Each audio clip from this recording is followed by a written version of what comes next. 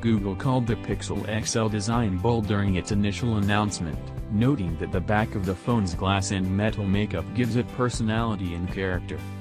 If that sounds like a backhanded compliment, it's kind of deserved. It's almost as if Google heard that people like metal phones, but also like glass phones, so it decided to throw in both materials. It's an odd, two-tone mix on the backside, making the Google Pixel XL feel like we're one step away from unwrapping the Neapolitan ice cream of smartphones. It does have rather thick bezel at the top and bottom, despite having no physical home button at the bottom. It looked okay at launch, but 2017's trend of slim bezels proved that this look is getting a little long in the tooth.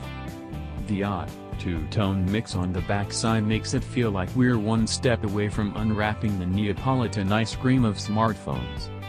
The good news is that, as funky as it looks, the materials are solid, strengthened Gorilla Glass 4 for the top third around the rear fingerprint sensor and camera, and polished anodized aluminum on the bottom two-thirds where your hand wraps around the phone.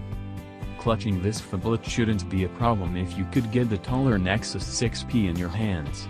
It measures 153 by 76 by 8.58 mm, and tapers off to a depth of 7.31 mm around the back.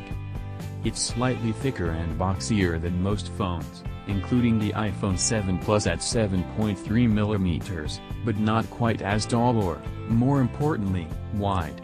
Normal-sized hands will do okay here. Google has thrown a lot into the Pixel XL design, but there's one thing you won't find: an annoying camera bump. The rear camera is completely flush with the glass plate on the back, a design feat that Apple and Samsung have yet to achieve.